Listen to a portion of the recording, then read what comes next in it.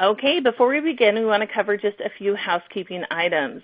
At the bottom of your audience console, which is the screen that you're looking at right now, there are multiple application widgets that you can use throughout the webinar. If you have any questions during the webinar, you can submit these questions using the Q&A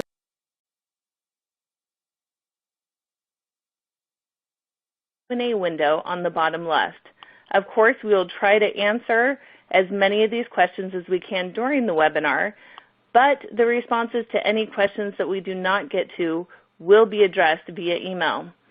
If you are interested in receiving a written version of the complete Q&A, including all the responses to any questions that we did not get a chance to answer during the webinar, please send a quick note using the Contact Thrive Global widget here at the bottom. It's the purple one. A copy of today's slide deck and any additional materials are available in the Resources widget that looks like a green folder at the bottom of your screen.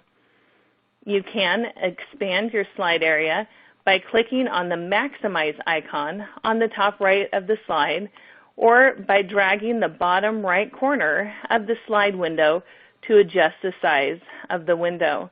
This can be done for any of the windows open on your audience console. If you are having any technical difficulties, please go ahead and click on the Help widget. It has a question mark on it, and it's the yellow one on the bottom right. If you are interested in finding out more information about Africa Business Portal and why we do what we do, go ahead and click on the purple URL widget to visit our website.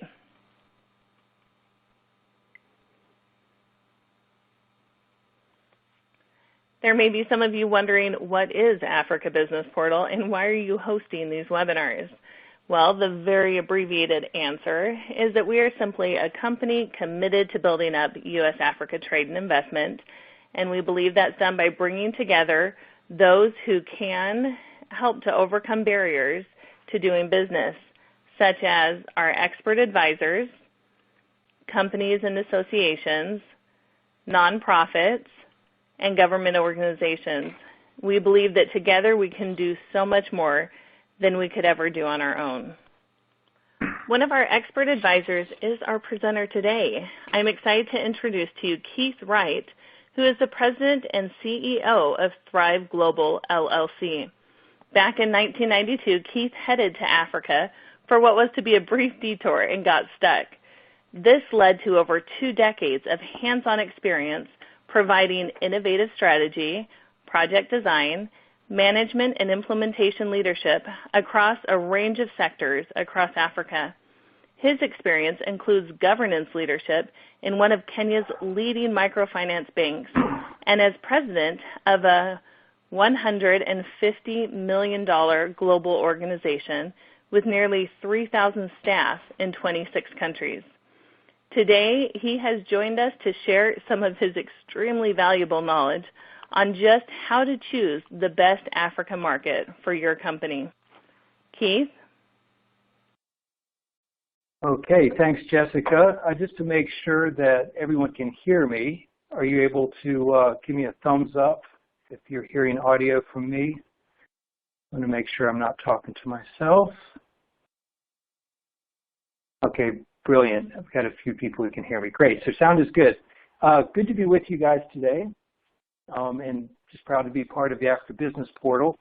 And as we get started, I'm just going to give you a couple comments about my company, Thrive Global, that I work with. Thrive Global navigates good companies, capital, and products to success in Africa, from strategy to market selection and entry to operational support. And we do this through deep knowledge and trusted networks across the continent, which are rooted in decades of practical success and relationships on the ground. We're a strategic business advisory partner, and we pride ourselves on high-touch, customized relational service for our client partners. So feel free to get in touch with me. There's more at thriveglobal.net. But let's get on to what you came to hear about today. As I get started, I think Jessica mentioned this, but I'm going to push through a fair amount of content on the methodology for choosing markets and getting you guys dialed in on how to select the countries and markets where you're most likely to succeed. And I realize I'll probably go too slow for some that have a fair amount of experience with Africa. I might go too fast for others that are getting their feet under them in this space. So bear with me. We're going to leave as much time as we can for question and answer at the end. So be compiling those questions, and we'll dig into those after I present some content. And then as needed, we can follow up after the presentation with some written Q&A if we don't get to everything. So how to select a national market or markets where your company is most likely to succeed. All of us on the call understand that Africa offers massive opportunities. That's why most of you are probably listening in. But we also recognize that there are obvious risks around legal and ownership issues, corruption, security and terrorism, currency, inflation, lack of economic diversification. And of course, that's balanced by more on the other side of opportunities, a large consumer market, urbanization, trading blocks and their potential, improving workforce, economic growth, improved connectivity, innovation, better governance, stability, et cetera. So there's kind of a lot going on there in that space, and it really highlights the importance of disaggregating and understanding the differences between these different markets, because those risks and opportunities are not shared in equal measure across all markets. And once you understand those in a more coherent way, it helps you kind of get out of the pack and enter confidently and get in the game with a clear understanding of the opportunities and risks of where you're going. I did want to point out, right now it's for an interesting time. This past year has been one where, depending on what you're reading, Africa is either continuing a strong pattern of growth or that's quickly going away. And there's just a lot of conflicting opinions going around right now. And one of the economic changes, of course, is the commodity price decrease, which has been significant this year, and that's hit some countries much harder than others. Nigeria and South Africa really being hurt by that, and China's purchasing behavior changing a little bit. So those changes are pushing against really the past decade story of, is Africa rising or not rising? The lack of understanding around that is most concerning to those who see Africa as a country and not as separate economies. So these mixed signals can cause you problems on a couple levels. One, it can prevent confident and successful movement into African markets. It can also prevent investors and stakeholders from supporting your business plan for Africa. So we're going to give you some methodology and some perspectives by which you can get beyond this perception of Africa as all moving in one direction to understand where the strengths, where the things are moving ahead well, and which things to be a little bit more concerned about. So we're going to be talking about how we can move beyond all the opinions and noise and chatter about Africa's market to action that you can be confident in and that best positions you for success. So the opportunities and risks are not uniform across Africa, far from it. Just having a good product or service is not enough to win in Africa. Among other things, setting up the right market is one of the most important steps to your success on the continent. Even a great product or service will not survive necessarily instability, hyperinflation, or unfair trade practices, among other possible hazards, which underscores the importance of being clear and confident in the markets you select to work in. So today you're going to learn a few things.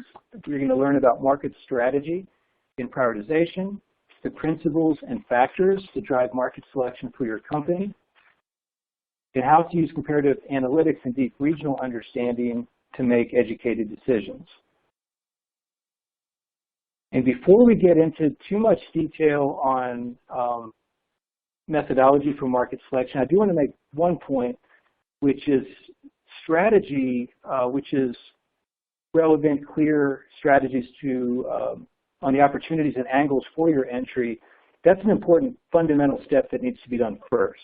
So how your product aligns to the market, and how that, what are the conditions for success for your product and service. Getting that strategy defined is something you need to do before you really dive into market selection.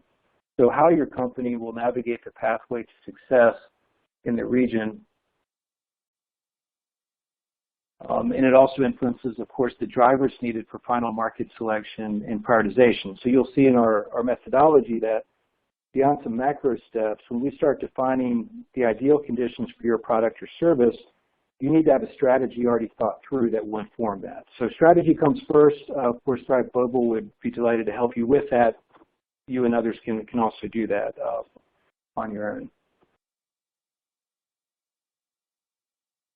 Okay, market prioritization. Let's talk about the principles and steps to identify the optimal markets for your company. So what does this process give you? It's always good to have tangible outcomes thought through before you dive into and invest in a process. So why is this important and what does it give you? Among other things, it gives your company and its stakeholders confidence and consensus to focus narrowly and deeply. It also gives you the ability to deploy resources on contexts and deals that are the most likely to succeed. And it provides efficiency and a higher rate of success. So obviously, when you're looking at 54 national economies with distinct histories and futures, focusing in on a few that you can really understand and succeed in goes a long way towards your success and efficiency and getting to that success.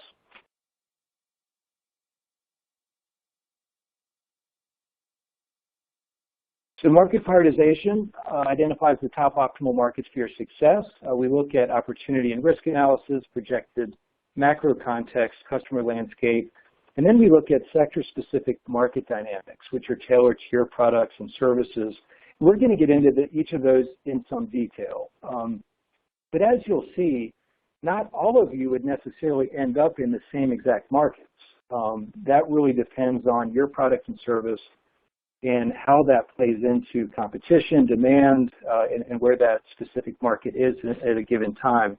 But I would say all of you, if you follow this approach, would end up in the same pool of qualified markets. And we'll look at methodology that kind of takes us through two steps to achieve that. So principles of market selection is how to get beyond the noise to critical decision drivers that inform clear, sound decisions. So before we get into the step-by-step methodology, I think it's important that I walk you through Thrive Global and my point of view about Africa, which informs our process and our methodology. Otherwise you end up with kind of endless spreadsheets of secondary data, but the point of view really informs which of those are the most important to pay attention to, and some of the regional dynamics and how to understand them are really driven by that. So I'm going to share with you 7 kind of principles that underscore how we define what the best markets are for you. Now I realize some of these will be very intuitive, some might be new for others, so let's dive in. Principle number 1, not all qualifiers are created equal. By qualifiers I mean the criteria by which we differentiate a good market from a great market. So too much data is overwhelming. Not enough data leads to mistakes. And again, you can stare at numbers all day long and look at Mo Ibrahim's index and a lot of good information that's out there, but end up kind of overwhelmed with information. And just finding that right combination of data drivers and qualifiers, as well as qualitative experience and depth of knowledge of history. So knowing what to pay attention to is based on experience, but some drivers, as we'll see, are more important than others in determining where you should work. Principle number 2, context matters. In Kenya, we used to say when elephants fight, the grass gets trampled. I think that's a Kikuyu proverb. And I think the imagery makes the point, but opportunity is correlated to its environment. So a good deal in a bad environment isn't actually a good opportunity. At some point, it will likely get stepped on. So as you'll see in our methodology, the first step we take is to look at some of that macro stability and trajectory as a precursor to getting into more market-specific drivers. Principle number 3, Africa is not a country. And of course, you would say, naturally, we get that. Surprisingly, though, it's really a common mistake to lump things together. You pull up, do a Google search on Africa in the news today, there are a couple saying there's now a cloud over Africa because Barclays is backing off. That's not quite true. It's certainly worth paying attention to. But we too easily try to lump in a whole continent to a few dynamics. So Africa's having a bad year. By average, yes, but markets aren't entered by averages. Kenya's having a great year. Ethiopia's having a great year. Nigeria's having a hard year. So it's different, but we know that Africa is not homogeneous, and each country has a distinctive history and a distinctive future, most likely. So understanding that fact and putting it into practice can be two different things. And as you seek to understand and make decisions about Africa, always be aware of information or strong opinions that include just Africa as its statement, because it will either get you too concerned or too optimistic depending on the overall condition. Okay, principle number 4, political risk rules the day. Again, these are points of view that as goes government instability, so goes the deal. And that's just been our observation over several decades, that stability is a precursor to sustained growth. So we think of stability as the good soil, good governance is fertilizer to that opportunity. So stability is good governance is great in kind of sustaining and providing an opportunity where the success you might have in the next 3 to 5 years are sustained over 10 to 15, rather than just that near-term thing. So because of that, and you'll see in our methodology, we put political risk pretty high up in our disaggregation process. Okay, number 5, context plus posture plus presence equals a win. To win in Africa these days, it's our strong point of view that more so than ever before, it requires being a good citizen in that country, being a good player, having a good footprint in the market, not just parachuting in products, but looking for local partnerships, for penetration of the market, depending on what you do, maybe even considering local manufacturing and that type of thing. So localization is really kind of a way to succeed in the long term going forward. So selecting a market that enables you to have that type of posture and positioning is something to consider going forward. Okay, principle number 6, anticipating the future requires understanding the past. So, a wave that hits the beach became a wave long before you saw it. It's been coming for some time before it splashes at your feet. And sound predictions require rigorous,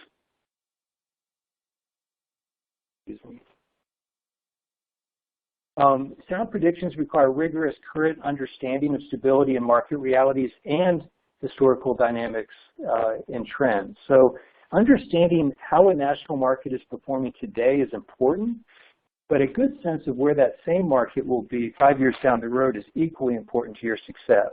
And I think too many of us, it's just too easy to say, okay, country Y is doing great today, so let's go there. And that is an important consideration. Of course, that's valid, but also projecting where that market's going to be in 5+ years is important. And our experience has been to do that well, you really need to understand a deep history of that market.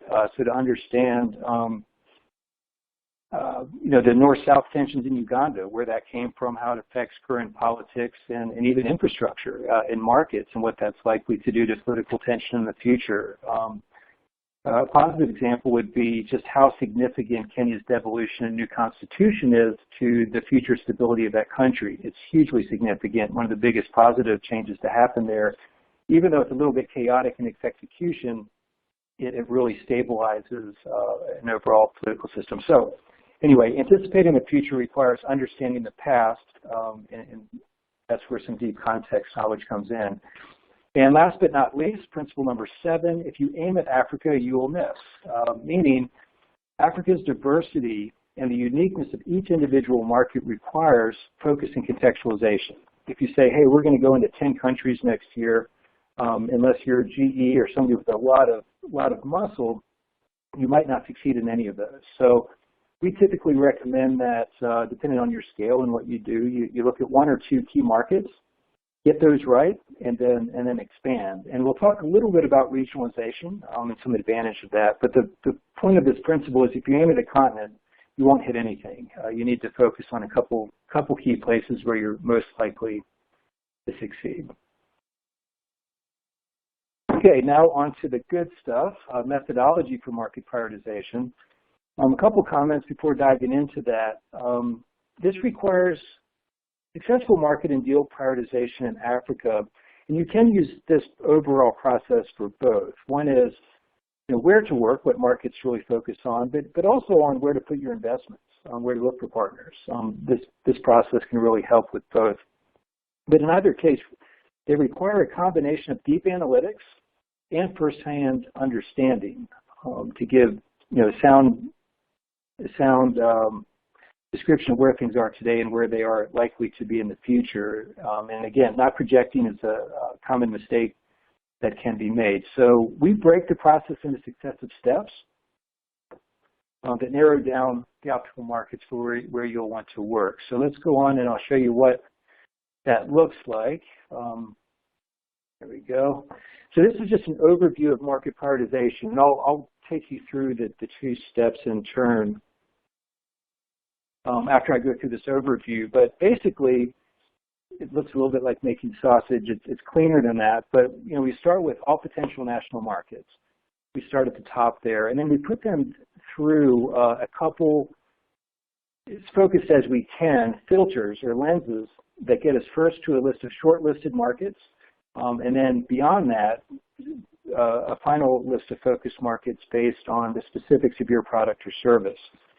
So the first step identifies a pool of shortlisted countries from across Africa based on current and projected stability, growth, and economic health. We combine quantitative with qualitative analysis and understanding. So deals in contexts that do not meet that macro criteria are high risk, no matter how good the subcontext may appear to be. So that governance and operating environment and economic size and growth, you can see those horizontal bars on the right. I'll walk you through the specific drivers we use for those, but those two lenses are what we use to qualify a pool of shortlisted markets. So even if you're doing electrical storage or whatever you do, we don't even look at that product in that first pass. This is about where are the contexts that we need to put in play. Then the step two applies sector-specific and market accelerators against those countries in the macro criteria to really drill into where you're most likely to succeed. And I'm going to take you through that in a little bit more detail. And as I mentioned, not everyone will end up necessarily in the final focus markets. And one just quick comment on market accelerators. Once you've identified good places to play in and good conditions for your product or service, market accelerators are kind of additional optional drivers that might separate one from another, all things considered at that point, which could be your relationships and networks in that country, and just things that might be distinctive to what you guys do.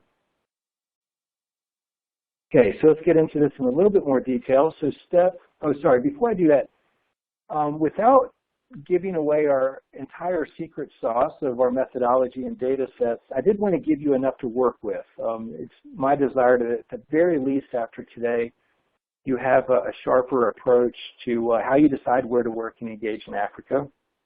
But beyond that, to give you just a little bit of a flavor for some of the rigor behind some of these opinions and steps. So just going to show you some distant, blurry glimpses of some of the tools we use. The first one, with the macro governance, operating environment, and economy, can't really see what that is there, and I'm going to walk you through the drivers for that. You can apply your methodology to this kind of point of view. Other companies can help you with that if they're trusted. But that's kind of the first step. And then the second one is about specific drivers contextualized to your company. And then there's a narrative and data set for the shortlisted companies, typically prioritized to a top three. That little blurry example is based on a regionalization approach for a company that wanted to expand in contiguous markets, which can be a good idea. So just to let you know that as we're talking about steps, there is some rigor and some methodology behind this stuff.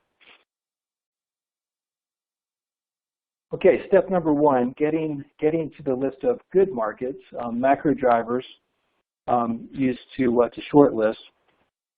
We try to keep this as narrow as we can. I recognize there are a lot of okay drivers and qualifiers you might use. These we found typically get us to a pretty good list of shortlisted markets. So governance, it's a composite of several factors that drive stability and context for business continuity. So we look at safety and rule of law, human rights, economic opportunity, human development, and corruption. There are a lot of other ones you can look at. Those seem to be the ones that kind of define the governance performance in relative or fragility or resilience. And the metric for that is the score. And we pull most of that from secondary sources. The second one under governance and operating environment is current status and projection. So that's a qualitative analysis of the overall current trajectory. So governance gives you a metric. We apply current status and projected against an overall analysis of that and based on our understanding and networks across our advisory council and others. To give that, okay, based on those metrics, here's where it is today and here's where we think it'll be in 5 years. And that's pretty high level at this point, but just kind of a mark across how we prioritize these. An operating environment is pretty straightforward, and many of you will be aware of the doing business ranking. That scores the ease of doing business in the country and the regulatory environment if that's conducive to operating and starting the business. So we pick a few things out of that. So the first and third, readily available secondary data. The second one is really the analytical piece that goes beyond that to understanding, again, where it's been for 20 years, how that applies to those current metrics, and what that's likely to do in the future. And again, governance and operating environment to us are one of the key qualifiers to your ability to succeed in that market in the future. So on the economy side, we look at three things. Economic growth, of course, gives us a basic sense of trajectory and relative health. Pretty easy to understand that. Economic size is worth looking at, and it depends on what you do to how important that driver is. For some clients, we'll disqualify markets under a certain amount. For others, that's not really a big deal if their product fits. But economic size is also an important and widely varying piece of the puzzle. And then diversity of economy is an important piece for this reason. Well, we're seeing it this year with the drop in commodity prices. The country's really hurt by that and having the consequential problems because of it. We're 70, 80, 90% dependent on oil and natural gas commodities as part of that. So it's a pretty simple measure of value of the economy against any one sector. Of course, if that sector happens to be agriculture, that's probably not a high-risk thing towards value, but it is. So that's one other thing to consider. So the result of step one is a list of national markets that are qualified for further analysis. We don't really rank them at this point. You think of it as, okay, here are a pool of countries that look to be pretty good sandboxes to play in. That's really what that first step does. So you might have that 54 markets in that first step. You're going to have still a good handful in the second step. Maybe it depends what you end up with, but 8, 9, 10, probably more like 8 and 9 that you now want to narrow down to what you do. And one thing that is often a good idea, certainly optional, is to look at a regional priority. We typically just make the distinction between West, East, and Southern Africa as natural clusters. Some of that has to do with trading blocks, which I think we'll hear about in a forthcoming webinar with the ABP. But the benefit to having a regional priority is that if you do start in one country with a plan to then expand as you grow, growing within a region can also often have some economies of scale, both in your brand, but also in logistics and relationships. So, starting in Ghana and going to Kenya, certainly possible, certainly doable, and both good markets in their way, but harder to do than, say, going from Kenya to a Uganda or from Ghana to a neighboring country that might be worthwhile. So that's just an optional step. We typically do that after the step one analysis. So when you look at all those results clustered by regions, you might say, boy, I'm neutral to where we work, whether it's East, Western, Southern, and that cluster of markets right there just looks like the strongest performers, and we're going to make that bet. And again, that kind of ties back into strategy. So after step one, we have a list of potentials. And then step two is determining the priority markets based on sector-specific and accelerator drivers. And this part's fun. It takes a fair amount of work, but it basically defines what are the conditions for market success for what you do. And then, of course, those could be 50. You got to make those maybe 6 or 7. And then you go to work. Some of that would be quantitative, some of it's qualitative, but you score and rank those shortlisted markets against the criteria very specific to your product and service. So I'll give you some examples from utility scale energy storage that we recently completed. So that's a pretty unique product. They're basically huge batteries from a few megawatts to 100 megawatts. So they have a very specific conditions that would enable them to succeed in one place where it might not work in another. So for example, we defined, these are some of the metrics we defined for this step for them. One is current installed capacity. What's the size of the energy sector? So even though, for example, South Africa has been struggling, they have over 44,000 megawatts of installed capacity. Nigeria has a couple thousand. A big difference. So just by the sheer size of the market, that's what that identifies. Then we look at energy demand growth. What's the per annum growth in energy? Because that defines growth for new energy builds, which is relevant to our client. We looked at megawatts planned, so not just the demand growth, but the actual planned megawatts over the years. There are a lot of ambitious plans out there, so you have to apply your own salt to some of those government targets, but what are the new builds planned? Then another metric was what are the percentage of renewable power of those new builds? So for energy storage, it particularly is useful for wind, solar, that type of thing. So whereas Ethiopia might have 5,000 to 6,000 megawatts of new power coming online, most of that's hydro, which isn't really useful to energy storage, for example. So you kind of go through that process and you define, okay, these are the core conditions that would make one country much more attractive to another, and because we're playing within a pool of relatively healthy places, you can start getting excited and digging into those key things.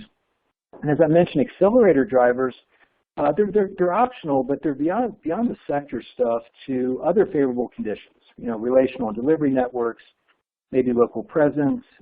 One thing we looked at for energy storage was, could they potentially manufacture their product in that country? So we defined a metric for that.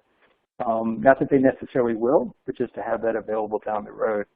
And on step number 2, the last thing I'll mention on methodology is we also summarize the score from the government and economic from that first step, because that still needs to come in play. So even though you might have just 8 or 9 markets you're looking at now, they weren't all the same on the government and economic stability. So we apply a kind of ranking. So right across these metrics, whether it's the megawatts or those specific things and the government economic thing, we define a metric and define a score, but then we rate each of those just 1 to 5. 5 excellent, 1 terrible, and we get a score that way. And that just kind of helps get a clean cut. But step 1 and step 2 require explanation and narrative. It's not just, oh, that one's an 8, we have to go there. But it does give you that cut and the confidence to really dig in and understand more of that. So the result of step 2 are your recommended optimal markets. And based on that, this is, again, these are where your products and services are most likely to succeed. And all the factors we looked at drive into that final ranking.